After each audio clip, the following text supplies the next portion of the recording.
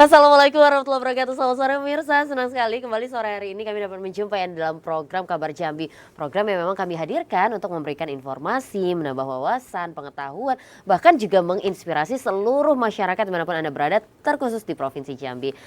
Seperti biasa ketika hadir di ruang publik lagi di Kabar Jambi, itu ngerasanya mudah karena akan selalu bersama anak-anak muda dan selalu merasanya happy karena akan bersama anak-anak muda yang penuh dengan prestasi, yang penuh dengan vibes positif. Nah, kali ini anak-anak muda siapa aja nih yang kita undang? Penasaran? Langsung aja kita sapa. Yang pertama, ini ada Diah Fajar Ayu, pegiat kreativitas anak muda Jambi yang banyak sekali prestasinya, nanti akan kita sampaikan satu-satu.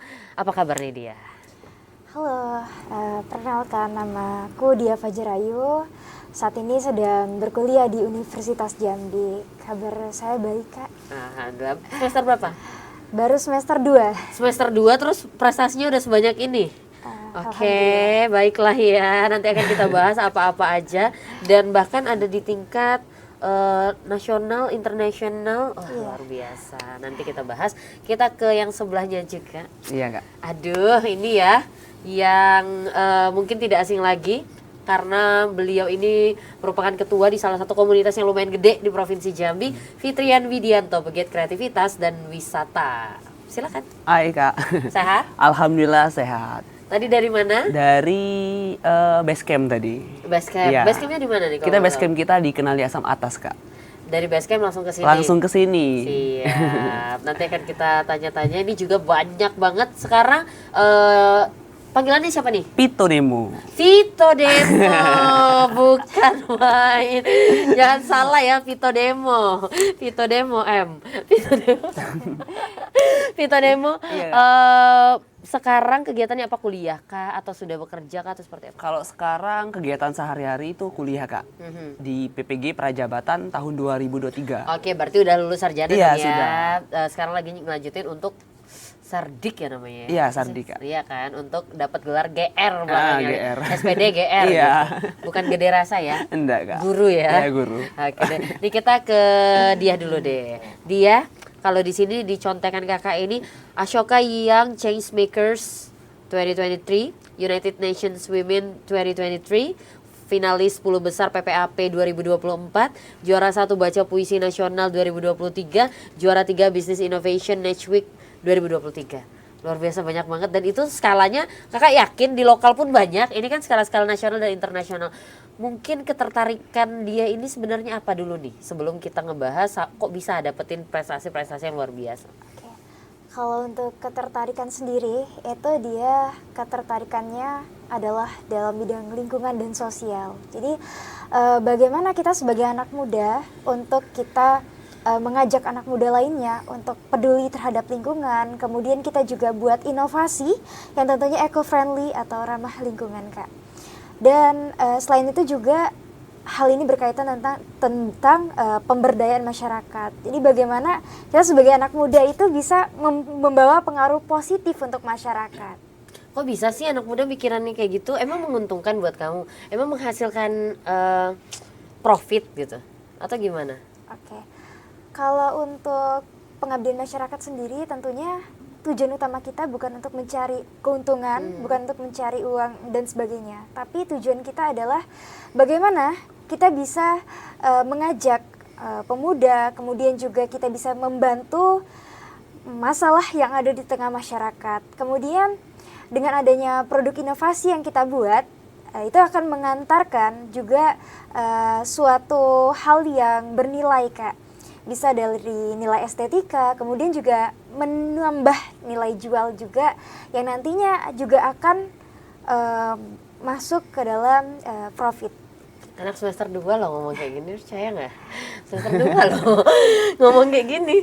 Nilai estetik menambah nilai yang sebenarnya kalau secara mungkin ya yang kakak lihat dan orang-orang awam seperti kakak yang sudah berumur ini melihat anak muda tuh sukanya nongkrong. Makanya kafe-kafe 24 jam tuh selalu rame 24 jam yang emang hura-hura dan sebagainya. Nggak kepikiran buat kayak gitu? Gini, Kak, Kalau saya malahan lebih suka berkegiatan di alam, karena dengan kita ngelakuin kegiatan di alam itu kita bakal nemuin sesuatu hal yang baru. Ketika kita berada di alam, kebetulan saya juga suka menulis. Banyak inspirasi yang saya dapatkan. Kemudian juga dari alam membuat pikiran kita lebih tenang, dan tentunya kita juga akan lebih lebih aware lah Kak terhadap sekitar. Jadi kita hidup bukan untuk diri kita saja, tapi juga untuk lingkungan gitu ya, untuk masyarakat. Oke, tadi ada kata-kata produk inovasi, nanti kita bahas produk inovasi seperti apa sih, yang apakah seorang dia ini sudah lakukan atau masih difikirkan gitu. Nanti kita bahas, kita ke Vito Demo, Fitrian Widianto, bener ya? Kak, iya Kak, bener Kak. Oke, Ian, gimana nih Ian? Aktivitas sehari-hari seperti apa? Lalu kan nih SPD, apakah memang kedepannya ingin jadi guru? Apakah aktivitas sekarang ini berhubungan dengan dunia pendidikan? Atau malah wisata nih sepertinya? Silahkan ya. Oke Kak, terima kasih Kak. Jadi kalau untuk kegiatan sehari-hari saya saat ini mungkin saya emang PBG kayak ya, PPG di SMP Negeri 25 Kota Jambi. Jadi saat ini saya sedang kuliah 1 tahun ini di SMP itu. Sambil berkuliah, dan alhamdulillah Kak, dari SMP, SMA, kuliah S1 sampai sekarang itu dibiayain semua Kak. Masya Allah. Dan beasiswa semua? Iya, beasiswa semua, hanya mengeluarkan uang jajan, uang minyak itu aja Kak. Dan alhamdulillah hingga saat ini. PPG-nya juga? Iya, PPG juga. Masya Allah. Dan alhamdulillah itu dari Kemendikbud. Dan untuk kegiatan sehari-hari saat ini mungkin selain kuliah, saya juga berkomunitas, berorganisasi Kak di Rumah Kreatif Pemuda Siginjai. Dan organisasi yang sudah saya bangun ini sudah saya lakuin dari sejak saya SMP Kak. Jadi sebuah pencapaian, sebuah cita-cita yang ingin saya wujudkan untuk orang banyak yang ada di sekitar. Dan juga selain saya di organisasi, berwirausaha juga. Bagaimana kita berwirausaha dan mengajak kawan-kawan yang ada di sekitar untuk bisa sama-sama berwirausaha, mengembangkan produk, dan pastinya bisa menjadi wadah yang bisa mengembangkan untuk anak muda. Jadi kalau berhubungan kegiatan saya dengan pendidikan, pasti berhubungan Kak. Apa tuh korelasinya? Pasti banget tuh. Nih. Karena ya kegiatan-kegiatan sehari-hari, kegiatan pendampingan masyarakat, pendampingan pemuda. Sedangkan saya sendiri juga lulusan pendidikan Kak. Jadi bagaimana bisa penerapannya nanti bakal di sekolah, baik itu di SMP dan di sekolah. Dan alhamdulillah juga saat ini RKPS ini juga kedepannya nanti bakal membentuk yayasan Kak. Nah, jadi membentuk yayasan bagaimana RKPS ini bisa menjadi suatu wadah yayasan yang bisa bermanfaat lagi ke depannya untuk orang banyak. Dan alhamdulillah yayasan itu sudah kami pikirkan dan sudah kami bakal kembangkan Kak ke depannya nanti. Siap nih, berarti ada organisasi dan Vito Demo ini seorang ketuanya gitu?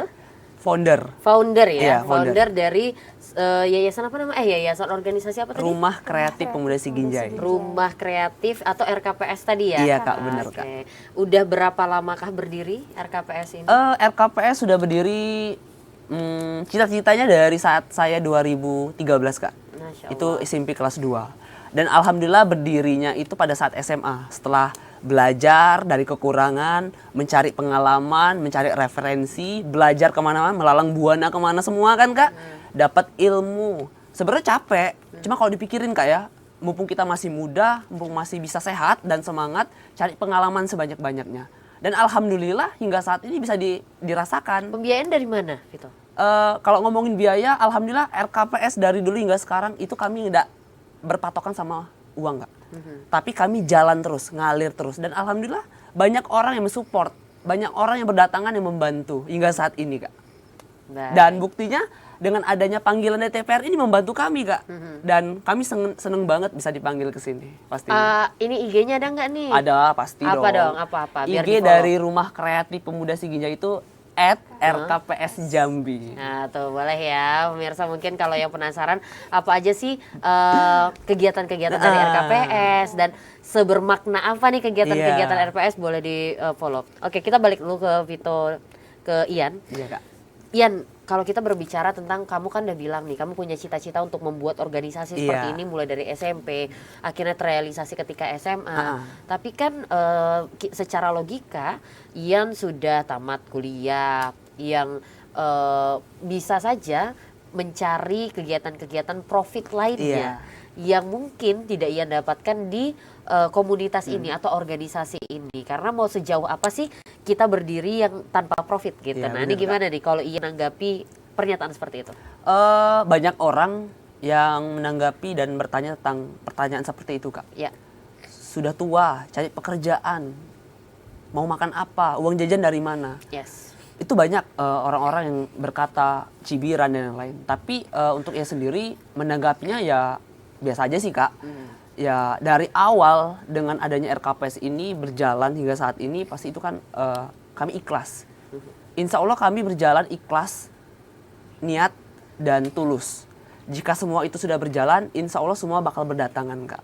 Dan alhamdulillah dari dulu hingga sekarang banyak yang ngajak kerjasama, swasta dan lain-lain itu dari kementerian juga sudah banyak yang sudah ngajak kerjasama dari luar negeri juga, dan itulah menumbuhkan bibit-bibit bakal wirausaha, Kak. Nah yang awalnya kita hanya belajar, ikhlas dan mencoba, setelah kita mencoba terus-menerus, kita menerapkan terus-menerus dan akhirnya terbiasa, Kak. Dan dari situlah bakal menjadi hobi. Dari hobi itulah bisa menghasilkan sebuah penghasilan, Kak. Nah hingga saat ini dan alhamdulillah sudah berjalan juga untuk Ian sendiri, komunitas dan teman-teman pastinya. Siap, ini luar biasa banget nih Ian. Karena apa? Bukan hanya founder di RKPS, tapi juga banyak prestasi-prestasinya pemirsa. Pemuda Pelopor Nasional tahun 2021. Tuh, Iya, Kak. tidak semua pemuda bisa mendapatkan gelar itu. Lalu Wirausaha Muda Berprestasi Nasional 2023. Tokoh Inspiratif Jambi, Inspiratif Indonesia 2022. Founder RKPS Jambi, owner Jang Langsotur. Wah, banyak sekali. Nanti akan kita bahas lagi Ian, seperti apa sih urgensi yang Ian lihat, kenapa akhirnya organisasi ini harus berdiri dan kenapa Ian harus tetap berada di sini dan ingin mengembangkan ini lebih tinggi lagi. Gitu. Nanti akan kita bahas, kita ke dia dulu. Dia juga kan tergabung di RKPS ini ya. Iya, betul. Kenapa akhirnya tertarik? Kan banyak tuh organisasi-organisasi lainnya, bahkan banyak organisasi yang juga profit. Silahkan ya. Oke Kak, saya bergabung di RKPS sejak tahun 2020, saat itu saya masih SMA kelas 1. Masya Allah, mudah-mudah udah ikut organisasi semua kalian ya. Jadi kenapa saya tertarik? Tentunya saya melihat RKPS ini beda dari yang lain Kak. Kenapa? Karena saya melihat potensi yang besar yang ada. Kemudian juga saya melihat bahwa RKPS ini benar-benar bersungguh-sungguh untuk memberikan pengabdiannya kepada masyarakat. Kemudian juga tentunya sesuai dari namanya ya, RKPS ini berisi orang-orang yang kreatif. Jadi saya ingin belajar, kemudian bersama-sama kita upgrade diri untuk kita bertumbuh, kemudian untuk kita juga bisa bareng lah Kak. Kalau kita sendirian tentunya kita pasti susah, tapi kalau kita bersama pasti apapun itu kita dapat lewati dengan mudah. Siap, jadi memang ada manfaat dan kegiatan-kegiatan yang dianggap baik ya ketika akhirnya memilih untuk bergabung di organisasi ini. Tadi dia mengatakan banyak orang-orang kreatif dan mungkin itu memang sangat erat kaitannya sama kamu yang suka berinovasi gitu ya. Tadi kamu sempat bilang ada produk inovatif. Produk apa tuh, boleh diceritain? Oke, jadi kalau untuk sekarang ini saya lagi menekuni itu usaha sabun Kak. Sabunnya itu sendiri itu terbuat dari sisa kulit nanas. Jadi bagaimana saya memanfaatkan limbah nanas yang tadinya kulit itu hanya dibuang jadi sampah, kemudian saya ubah itu untuk jadi sabun yang bisa untuk hand wash, cuci tangan, kemudian untuk cuci piring juga. Dan tentunya salah satu tujuan saya membuat sabun tersebut bukan hanya dari segi kesehatan atau lingkungan, tapi saya ingin memberikan kepada masyarakat, ini loh sabun asli Jambi, dan ini tentunya lebih ekonomis dibandingkan sabun lainnya, dan tentunya lebih aman juga digunakan. Udah diperjualbelikan, lalu udahkah dapat izin segala macamnya? Kalau untuk izin juga udah adain IB-nya, kemudian juga lagi proses untuk perizinan untuk kualitas uji mutunya. Kemudian untuk sabunnya sendiri juga udah beberapa kali ikut event, diantaranya tahun 2023 itu ikut LPDP Business Competition, alhamdulillah juara 10 nasional. Masya Allah. Kemudian juara 3 National Next Week Business Competition. Kemudian kemarin juga ikut acara Kelana Nusantara sama Bang Fitrian, itu ada Pak Menteri Sandiaga Uno. Kemudian juga saya ikut Green Leadership Indonesia. Dan kemarin sabunnya pada bulan Maret itu dibawa ke Kementerian Lingkungan Hidup.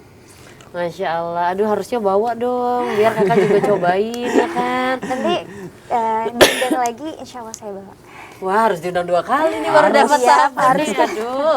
Akhirnya nanti kita undang ya. Oke. Kita lihat, Yan apakah nih kan tadi sempat kakak tanya, apa sih urgensinya? Akhirnya Yan harus tetap berada di sini. Ternyata nih kalau yang kakak lihat, memang pemuda-pemuda seperti ini butuh wadah dan butuh pendampingan gitu. Bener. Mungkin boleh yang ceritakan lagi seperti apa? Oke Kak, terima kasih Kak. Anak-anak muda emang butuh wadah dan pendampingan Kak. Dan itu terjadi karena pengalaman saya sendiri Kak. Pada saat SMP tadi emang tidak ada wadah di sekitar. Dan pada saat SMP itu pasti pergaulan sangat bebas sekali. Dan saya termasuk salah satu orang yang dibully Kak pada saat itu. Kok Kenapa dibulinya gimana? Boleh cerita? terlalu diam Kak, tidak Oke. punya teman. Dan akhirnya di 2000 tahun-tahun berikutnya saya berusaha untuk merubah diri saya Kak. Dulu saya sempat tinggal kelas. Kamu introvert ya gitu? Enggak introvert Kak, tapi lebih ke kaku juga, tapi tidak introvert. Tapi di situ saya bodoh. Oke, nanti kita bahas. Semoga yang bully kamu nonton ya. Siap, Kita Kak. harus jeda dulu ya. Pemirsa tetaplah bersama kami. Kami akan kembali usai jeda pariwara berikut ini. Oke.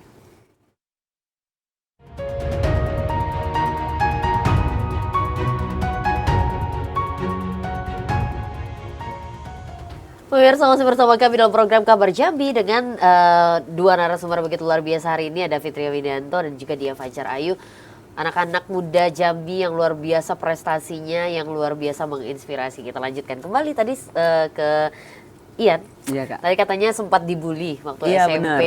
Silahkan dilanjutkan. Oke, kita lanjutkan Kak ya. Dulu waktu pada saat SD nih, SD itu termasuk salah satu anak yang bodoh banget sih Kak. Di sekolah itu duduk paling belakang, paling dikucilkan. Tapi keunggulannya tuh punya kreativitas Kak. Pada saat itu saya memang hobi gambar, hobi buat kerajinan. Itu yang diunggulin. Kenapa diunggulin? Karena pengalaman ya waktu TK-nya 2 tahun, 0 kecil 0 gede. Jadi pada saat sekolah itu mungkin pengalaman tentang pendidikan lainnya tuh kurang. Tapi di situ walaupun sempat dibully, tapi tetap semangat bagaimana bisa untuk merubah diri bisa menjadi lebih baik. Dan alhamdulillah di SMP dan alhamdulillah pada saat kelas 5, kelas 6 itu mulai berkembang Kak. Yang dulunya peringkat 34 dari 34 siswa, pada saat kelas 5 setelah tinggal kelas itu berubah. Dan kelas 5 ya ingat itu masuk 10 besar, jadi peringkat 7. Masya Allah, mengejar ketertinggalan itu ya. Kelas 6 itu menjadi peringkat 3 besar. Dan Sedrastis itu? Iya, Apa jadi tuh yang memotivasi? Sampai karena sempat akhirnya kayak dibully itu Kak, dikucilkan, dibully dan dati wadah dibagi di sekitar itu. Jadi sebenarnya masalah kamu tuh apa? Dalam artian, apakah memang secara akademik kamu itu kurang, tapi secara kreativitas bener. mungkin kecerdasannya itu bukan di akademik gitu, Iya, bukan bener, di Kak. kognitif, tapi kecerdasannya mungkin saja di kinestetik atau di apapun kayak gitu. Tapi kok tiba-tiba di kelas 6 bisa meraih peringkat 3, berarti kan secara akademik juga kamu oke. Iya, cuman karena pemalas mungkin sih Kak ya. Oke. Karena pemalas dan juga emang bodoh, jadi mungkin semangat untuk diri ini yang ada Kak. Semangat dan ya juga dari SD emang hobi nulis. Baik. Jadi setiap tahun itu ada 1 buku diary Kak hingga saat ini. Dear Diary Iya. gitu. Jadi emang pengalaman tuh dituliskan Kak. Dan cerita ada pengalaman tuh ibaratnya jarang terjadi lagi kan. Dan alhamdulillah dari dulu hingga sekarang emang hobi nulis. Jadi emang sekali dibuka kembali, oh ini pengalaman gitu. Dan akhirnya membentuk Ian yang hari ini gitu Iya. ya, siap. Terus berbicara mengenai komunitas yang kamu bangun, lalu kamu akhirnya bertahan di sini untuk sama-sama mendampingi, memberikan wadah Iya. untuk teman-teman. Udah berapa banyak anggota yang tergabung di RKPS ini? Kalau hingga saat ini RKPS sudah tergabung itu seprovinsi Jambi Kak. Kita juga sudah ada cabang-cabang di kabupaten kota. Hingga saat ini di Provinsi Jambi hampir 3.000 anak muda yang sudah kita dampingin. Apa aja boleh dong kegiatan-kegiatannya? Mem? Kalau di RKPS Jambi, kegiatan-kegiatan kita ada kegiatan pendidikan, kemudian juga ada kegiatan kreativitasan, kegiatan sosial, kemudian juga ada kegiatan pengabdian dan kegiatan kesenian yang hobi. Jadi emang kita di RKPS tuh menyalurkan minat bakat anak muda Jambi lah Kak. Daripada anak Jambi, anak-anak muda berkegiatan negatif ya kan. Zaman sekarang nih bisa dilihat nih berita banyak nih Kak ya. Iya. Geng motor dan lain-lainan lah yang lagi viral-viral sekarang ya kan. Cuman, nah disitulah adanya RKPS, Rumah Kreatif Pemuda Siginjai untuk membentengi anak-anak muda itu. Daripada mereka terjerumus masuk ke dalam itu, dengan adanya RKPS bisa membantu. Dan itulah pengalaman yang sudah kami laksanakan di Rumah Kreatif Pemuda Siginjai Kak. Yang datang dan pergi itu wajar Kak. Tapi orang yang menetap itu akan abadi. Tolong dong, Gitu, jangan ego datang ya. kalau untuk pergi. Datang tuh untuk tinggal dong. Iya benar, itu keseringan soalnya Kak. Baik. Jadi tapi itu proses ya. Iya, benar. Mungkin menemukan jati diri, mungkin di RKPS tidak untuk tinggal tapi membawa sesuatu yang bermanfaat ketika pergi gitu ya benar. Ian ya. Oke. Nanti kita lanjutkan gimana sih akhirnya Ian juga memberikan segenap tenaganya, pikirannya untuk sama-sama membangun RKPS ini, tapi tetap juga bisa berprestasi di luar Iya, gitu. benar, Dan Kak. membawa teman-teman yang lain juga mendampingi biar Iya. juga mendapatkan prestasi. Prestasi. Kita ke dia. Dia tadi sempat kasih spill dikit gimana bahwa dia ikut beberapa ajang gitu ya, Iya. lomba ini, lomba itu, ada juga yang bersama Fitrian Iya, tadi. Kak. Awal mula dia akhirnya ikut lomba-lomba itu gimana? Karena nggak semua anak muda Jambi nih yang punya bakat, yang punya potensi, tapi bingung mau ikut lomba apa, gimana cara memulainya. Nah mungkin dia bisa cerita nih pengalaman dia, silahkan. Kalau dia sendiri, itu awal mulanya itu lebih passionnya ke bidang sastra dan seni. Jadi untuk awal mula dia ikut lomba itu saat SD kelas 4. Pada saat itu dia ikut lomba cipta baca puisi. Pada saat itu dia juga orang yang introvert dan malu. Hingga itu terbawa. Sama dong kita. Sama ya, Kak. Aduh. Sampai SMP Kak. Karena saya lebih menonjol juga di akademik. Dan hal itu pula memicu sama kayak Bang Fitrian pembulian. Gara-gara saya di kelas dapat ranking 1, terus banyak teman-teman yang nggak suka, banyak teman-teman yang ya karena saya pendiam juga, jadi nggak ada kawan gitu Kak. Nah, tapi saya berpikir gini, ya saya harus tetap bangkit, kemudian saya harus juga cari kegiatan lain yang positif. Jadi saya juga sering ikut lomba pidato, puisi, kemudian juga ada teater. Kemudian semenjak saya SMA, itu ketertarikan saya juga bertambah Kak. Jadi yang awalnya seni dan literasi, tertarik di bidang inovasi dan kewirausahaan. Jadi apalagi saya udah tergabung di RKPS, itu juga menambah bakat seni saya di bidang kreativitas. Kemudian saat kelas 1 SMA yang ikut Pemuda Pelopor itu ada juga buat ekoprint bareng Bang Fitrian. Kemudian juga di SMA kelas 2 itu yang buat inovasi sabun itu. Kemudian juga saat SMA saya juga sudah lebih aktif dibandingkan SMP tadi. Kemudian pada saat SMA juga itu saya sering juga jadi MC kayak kalau ada acara di sekolah ataupun di luar. Dan saat ini saya udah semester 2 di Universitas Jambi, itu jurusan Ekonomi Islam. Kenapa saya milih Ekonomi Islam? Karena saya ingin mengembangkan dan juga meningkatkan perekonomian, dan juga kenapa ekonomi syariah? Karena saya ingin agar di Indonesia, khususnya Jambi, itu lebih berkembang juga dari segi perekonomian secara syariah ataupun wisata syariah juga gitu Kak. Masya Allah, jadi yang awalnya pendiam tapi sekarang bisa muncul di TV kayak gini loh. Belum tentu yang di sekolah yang lebih gaul gitu ya. Bener. Belum tentu bisa duduk seperti kalian berdua loh Iya. yang sempat mengalami pembulian gitu ya. Yang sempat dibully karena begitu pendiamnya. Tapi kan akhirnya seorang dia membuktikan bahwa meskipun waktu sekolah dulu sempat nggak punya teman, sekarang 3.000 loh teman komunitasnya gitu ya kan. Dan itu tantangan nggak sih buat dia yang seorang introvert ya? Karena nggak mudah. Pasti untuk seorang yang introvert nggak Iya, Kak. mudah untuk maju ke depan orang banyak, ngomong di depan orang banyak tuh gimana?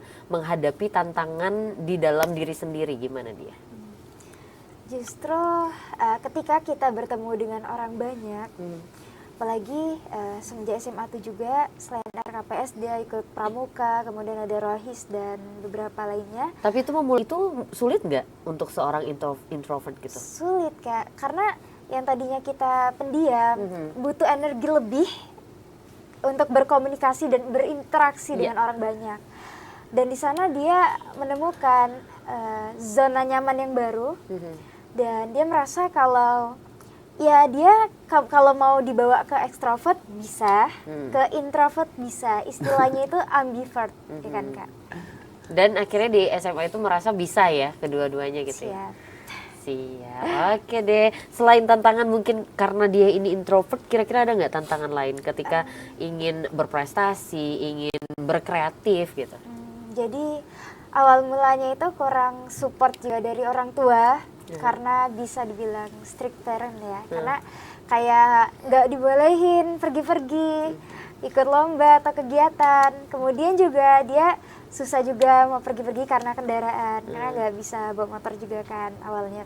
Terus juga dari segi tantangan juga bisa dibilang dia dari keluarga yang kurang mampu ya Kak. Nah jadi dari situ ya orang tua tuh juga bahkan sempat nggak dibolehin kuliah karena kendala biaya. Tapi dari sana dia tetap semangat.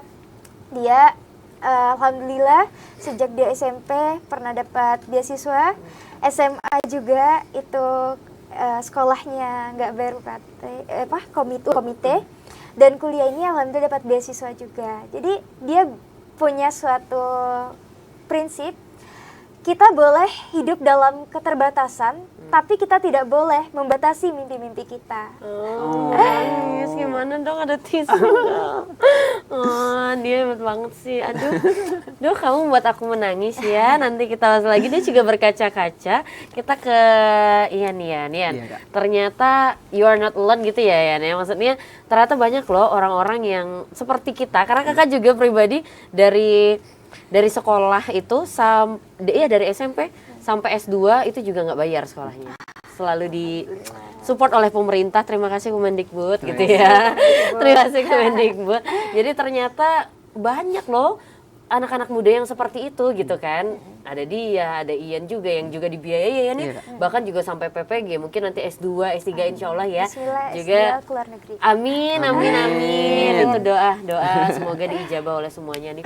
Nah Ian, tadi membahas bagaimana komunitas ini akhirnya berkembang dengan jerih payah dan tidak mudah gitu ya. Iya, Ian. benar. Tapi Ian juga tetap banyak banget prestasinya yang bisa Ian akhirnya menularkan energi positif itu ke orang lain. Awal mula Ian sampai akhirnya bisa mendapat prestasi ini itu.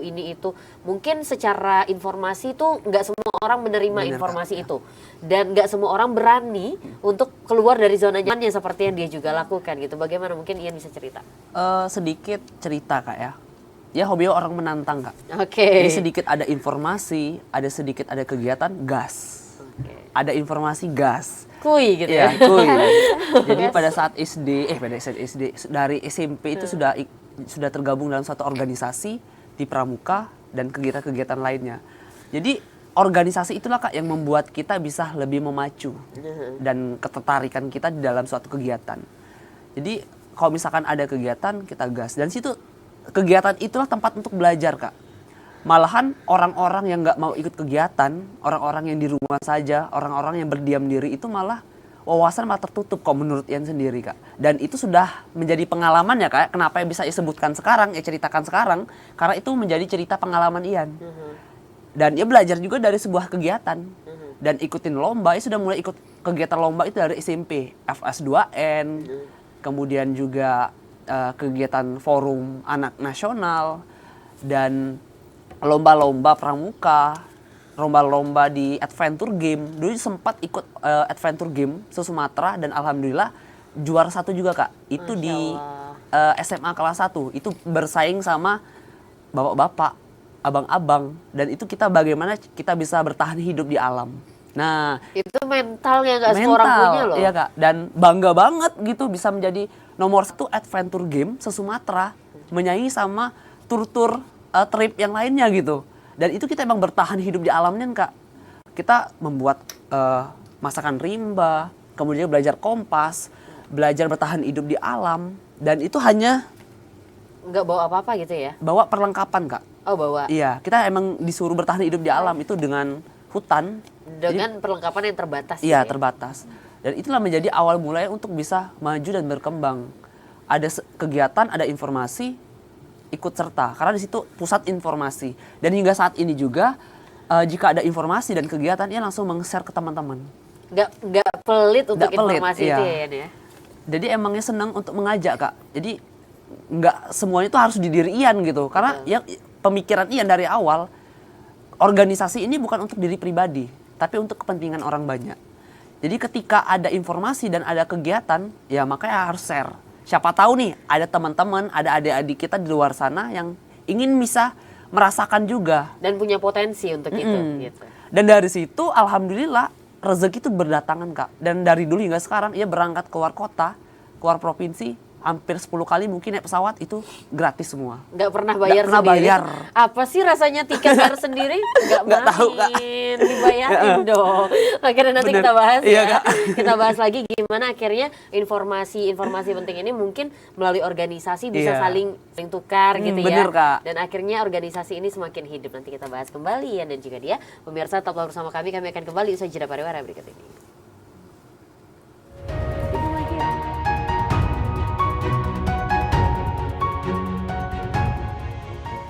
Pemirsa masih bersama kami dalam program Kabar Jambi bersama dua orang narasumber begitu luar biasa, anak-anak muda yang berprestasi, yang menginspirasi.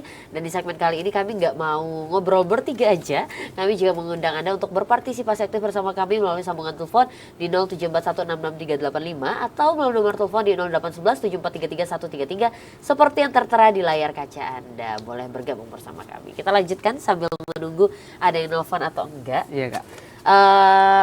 Kita lihat dulu tadi prestasi-prestasinya Ian apa. Terus kakak mau sedikit tanya deh pengalamannya. Ketika Pemuda Pelopor Nasional 2021, boleh ceritain awal mulanya tuh. Oke Kak.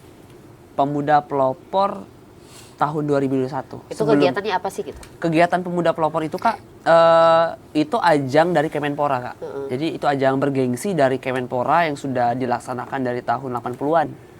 Jadi itu senior-senior dari Pemuda Pelopor di nasional itu udah banyak sih, banyak banget. Dan di Jambi, khususnya di Jambi, Pemuda Pelopor itu kegiatan kepemudaan kayak itu masih kurang. Dan awal mula Pemuda Pelopor di Jambi mungkin bukan di Ian Kak ya, tapi sebelum Ian khususnya di Jambi itu sudah ada. Tapi mungkin belum nampak wujudnya. Nah mungkin dari sini bisa ngajak ya teman-teman alumni Pemuda Pelopor biar bisa sama-sama maju ya Kak ya. Di Jambi ini emang kekurangan orang-orang yang bisa merangkul. Orang-orang yang bisa mendapatkan informasi dari Kemenpora, dari dinas, dan lain-lainnya.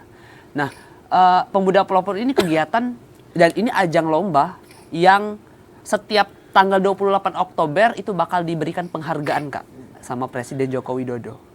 Pada saat itu, saat Ian Kak ya. Jadi emang Pemuda Pelopor ini adalah pemuda yang bisa mengajak teman-teman sekitar untuk perubahan, untuk berubah, bisa lebih maju dan berkembang. Jadi bentuk lombanya seperti apa? Apakah proposal atau apa gitu? Jadi lomba Pemuda Pelopor ini itu ada 5 bidang. Bidang yang pertama bidang pendidikan, bidang kedua itu sumber daya alam dan lingkungan dan pariwisata, bidang ketiga itu teknologi, bidang keempat itu pangan, dan bidang kelima itu sosial dan budaya. Dan dari 5 bidang itu Kak dipilih salah satu menurut bidang kita bisa, dan itu awalnya kita memang majuin proposal di tingkat kota paling kecil. Kemudian diseleksi di kota, dipilihlah 1 orang maju ke provinsi. Nanti di provinsi itu bakal diseleksi lagi. Dan itu kegiatannya Kak, selain kita ngumpulin proposal, dan kita bakal dicek lokasi, terjun lapangan, sama tim-tim dari Kemenpora dan Dinas. Dan itu bakal dicek kegiatan kita, apakah memang benar nih apa yang kita buat untuk lingkungan, apa yang kita buat untuk perubahan. Dan pemuda pelopor ini emang bertujuan untuk bisa mengajak pemuda-pemuda yang aktif di luar tuh bisa diapresiasi Kak pada saat tanggal 28 Oktober nantinya. Dan itu berapa orang saingan kamu waktu itu di seprovinsi Jambi? Banyak Kak. Kira-kira? Itu hampir ratusan? di bidang IAN itu hampir yang lulus masuk ini Kak ya, itu hampir 30 orangan di provinsi. Karena itu kan setiap kabupaten pada ngirim perwakilannya. Iya. Dan Ian ini mewakili? Mewakili provinsi Jambi. Awalnya kabupaten, kota? Kabupatennya makilin kota. Kota juara 1, maju ke provinsi dan alhamdulillah kepilih juara 1 juga di bidang IAN. Yang ngambil bidang SDA, sumber daya alam, lingkungan dan pariwisata. Emang bidang kamu banget lah Iya. ya. Emang yang kamu geluti memang ya. Jadi emang Konsepnya emang RKPS Kak. Jadi kayak mana Rumah Kreatif Pemuda Sigijai ini kan merupakan wadah nih yang bisa untuk teman-teman semua kan.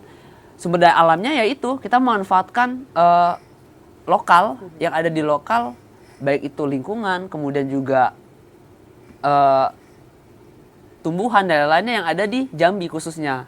Lingkungannya kita memanfaatkan anak muda dan lingkungan masyarakat. Apa yang kita buat, perubahan apa yang kita buat apa yang bisa kita tonjolkan. Dan pariwisatanya bisa memacu dan memajukan pariwisata khususnya di Provinsi Jambi. siap. Oke deh. Nah, kalau untuk yang 2023 ada Wirausaha Muda Berprestasi Nasional. Itu tahun 2023 itu prestasi tahun kemarin Kak. Di 28 Oktober itu sudah ikut seleksi nasional juga dan alhamdulillah tembus nasional. Itu kalau yang ini Kak, itu bukan dari kota dan provinsi, itu langsung seluruh nasional, langsung setiap provinsi. Dan alhamdulillah ya kemarin masuk dalam 5 besar, 5 besar ajang nasional. Nah dan pada saat ke Jakarta itulah finalnya.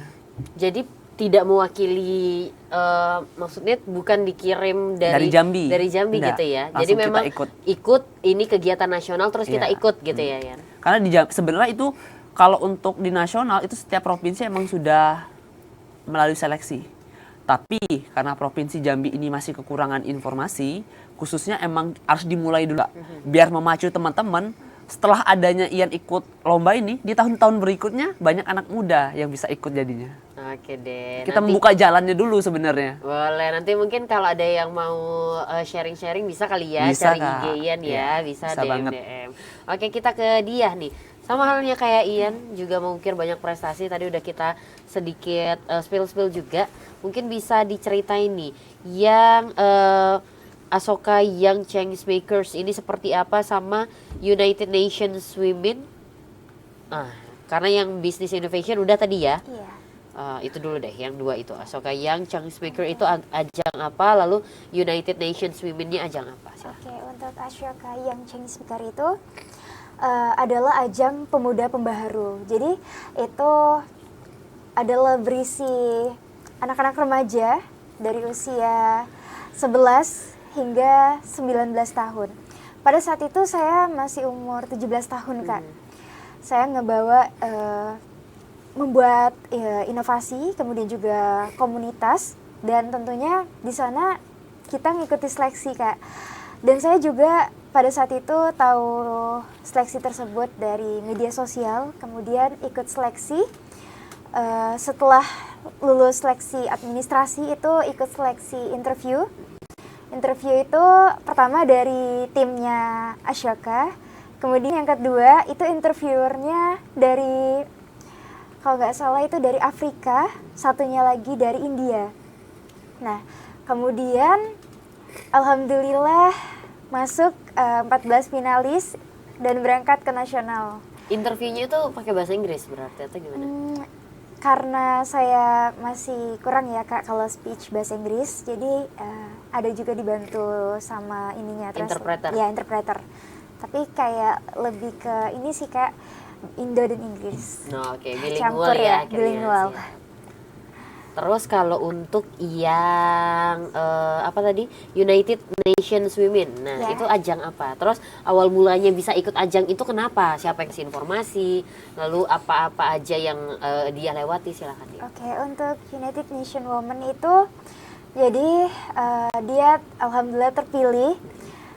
Seleksinya lumayan banyak juga dari ribuan peserta. yang diambil cuma 25 orang se-Indonesia dan dia mewakili Jambi satu-satunya Kak.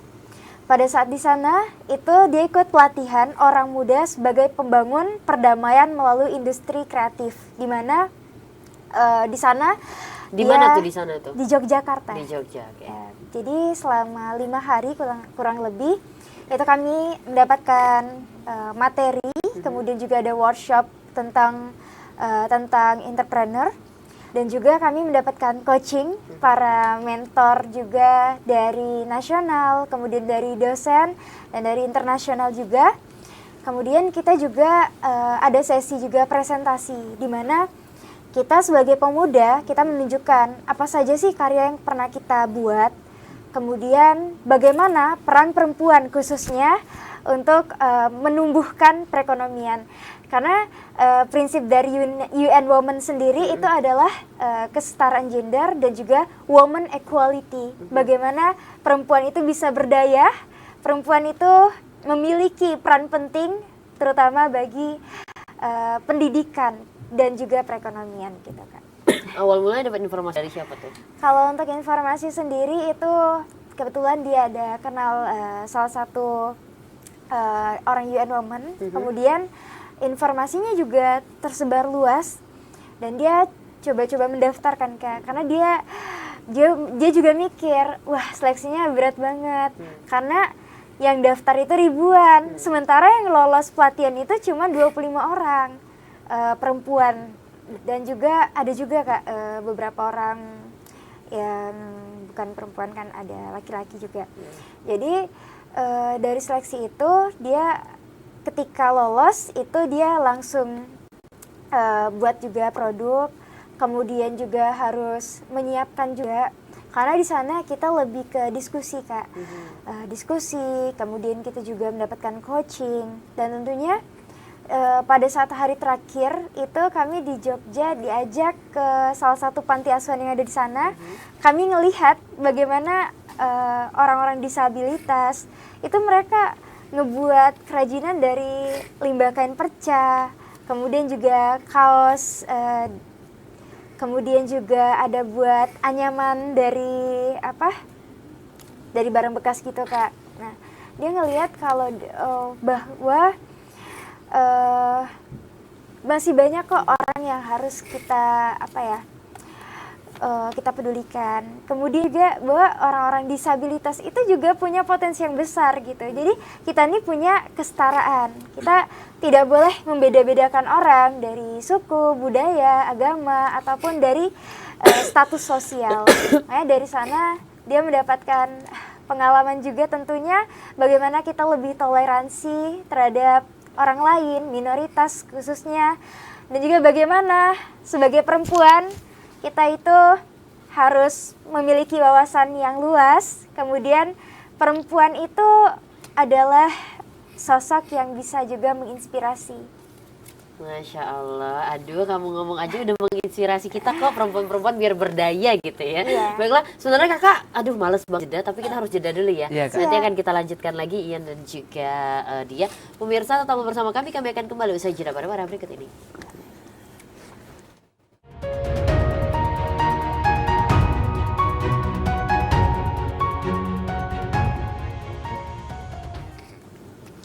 Pemirsa masih bersama kami dalam program Kabar Jambi, masih bersama dua orang narasumber begitu luar biasa, pemuda-pemuda Jambi yang kreatif, yang berprestasi dan menginspirasi. Ada dia dan juga Ian. Ini waktunya kita untuk pernyataan penutup atau closing statement. Gak kerasa ya, udah segmen keempat. Ayo silahkan dia. Oke. Pemuda adalah agent of change. Maka dari itu, jadilah pemuda yang aktif, kreatif, dan produktif. Bermanfaat di usia muda. Udah cukup? Itu aja sih. Waduh, terima kasih. Jadilah pemuda yang bermanfaat di usia muda. Silahkan Ian. Pemuda itu kreatif. RKPS itu pemuda kreatif masa depan Indonesia. Jadi anak-anak muda Provinsi Jambi itu harus lebih aktif kreatif. Manfaatkan waktu kamu selagi masih muda. Karena di luar sana banyak orang yang ingin seperti kita, memiliki kegiatan dan inovasi pastinya. Jadi selagi ada wadah, selagi ada tempat, khususnya RKPS Jambi sebagai tempat kalian, manfaatkanlah tempat ini sebagai tempat untuk kalian belajar pastinya. Kak. Siap, terima kasih banyak ya Ian. Oh iya, satu lagi ada yang mau ditambahin ya? Oh ya, teman-teman, kebetulan saya ada jual produk sabun, namanya itu sabun Disnas. Jadi buat teman-teman yang mungkin mau coba untuk cuci piring atau cuci tangan di rumah, bisa banget pesan di @sabundisnas atau di Instagram @diafjra. Thank you. Bantu-bantu anak muda ya saya. Oke deh, terima kasih ya Dia, terima kasih Ian, Iya, luar Kak. biasa sekali hari ini. Dan pemirsa, demikianlah program Kabar Jambi pada hari ini. Seperti yang disampaikan oleh kedua narasumber bahwa pemuda itu harus kreatif, pemuda itu harus inovatif. Kalau tidak memulai dari usia muda, kapan memulainya? Iya. Karena di tangan pemuda itu kemajuan bangsa dipertaruhkan. Demikian, wassalamualaikum warahmatullahi wabarakatuh. Waalaikumsalam warahmatullahi. Oke, terima kasih. Nanti kita foto ya. Makasih ya Kak. Ya, ini kita masih kredit itu. Makasih. Nanti kita foto rame-rame ya.